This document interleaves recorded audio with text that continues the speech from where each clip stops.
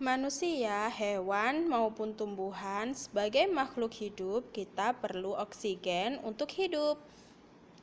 Waktu bernafas, kita mempunyai organ-organ yang bekerja sama dan membentuk sistem organ yang bekerja mengatur oksigen yang ada di lingkungan hidup sampai pada setiap sel yang kita butuhkan.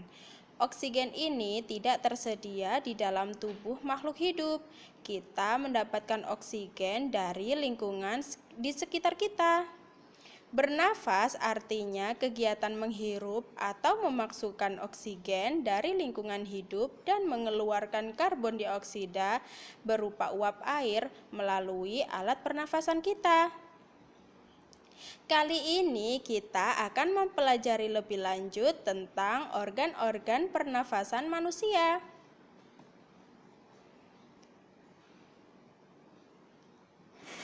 Kamu tahu tidak kalau alat pernafasan kita terdiri atas hidung, pangkal tenggorok atau laring, batang tenggorok atau trakea, cabang batang tenggorok atau bronkus, dan paru-paru.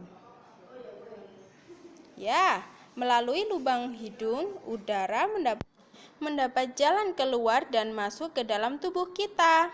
Tapi selain itu, udara juga dapat keluar masuk melalui mulut loh. Namun, jika kita bernafas menggunakan hidung, itu akan lebih baik karena terdapat lendir dan rambut-rambut halus di dalam hidung. Rambut-rambut halus ini berfungsi untuk menyaring udara, debu, kotoran, dan kuman penyakit. Nah, selaput lendir berfungsi untuk mengatur suhu udara yang akan masuk ke paru-paru dan akan mengatur kelembapan udara.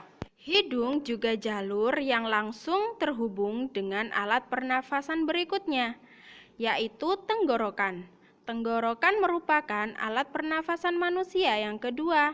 Pada tenggorokan terdapat laring atau pangkal tenggorok, batang tenggorok atau trakea. Pada bagian dalam dinding batang tenggorok terdapat selaput lendir dan rambut-rambut halus yang selalu bergetar yang berfungsi menghalangi benda-benda asing yang akan masuk ke paru-paru. Pernahkah kalian mengalami tersedak saat makan? Ya, pasti kalian pernah. Tersedak merupakan gerak refleks untuk mengeluarkan kembali benda atau makanan yang masuk pada saluran pernapasan. Ya, benar sekali. Gerak refleks adalah gerak cepat dan otomatis yang menanggapi rangsangan dari luar organ.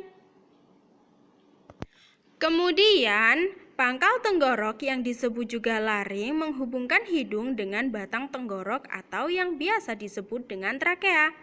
Pada ujung trakea terdapat bronkus, yaitu percabangan yang menghubungkan trakea dengan paru-paru kiri dan kanan. Dan paru-paru terdapat di dalam rongga dada ya.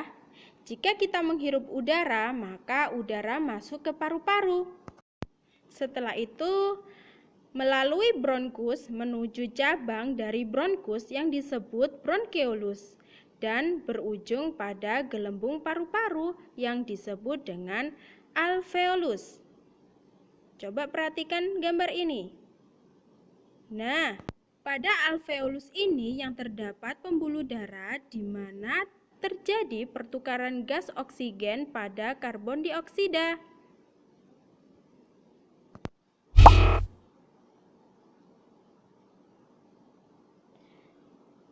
Tahukah teman-teman bahwa sistem pernapasan kita terdiri dari dua macam, yaitu sistem pernapasan dari dada yang umumnya kita lakukan dan sistem pernapasan perut. Apakah perbedaan dari kedua sistem pernapasan tersebut? Pernapasan dada terjadi karena gerakan tulang rusuk oleh otot-otot tulang rusuk. Pengambilan udara terjadi saat otot antar rusuk berkontraksi atau mengerut, sehingga tulang rusuk terangkat ke atas dan menyebabkan rongga dada dan paru-paru membesar. Jadi, pengeluaran udara terjadi saat otot antar rusuk berelaksasi atau mengendur. Saat itu, tulang rusuk turun ke posisi semula, menyebabkan rongga dada dan paru-paru mengecil. Lalu bagaimana ya menurut teman-teman, bagaimana dengan sistem pernapasan perut kita ya?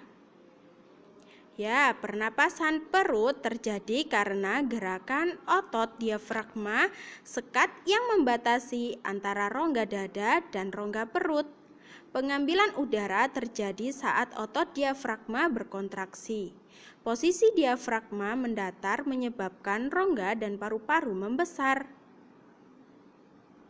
Nah, jadi pengeluaran udara terjadi saat otot diafragma berelaksasi. Posisi diafragma melengkung ke atas. Seperti pada gambar ini.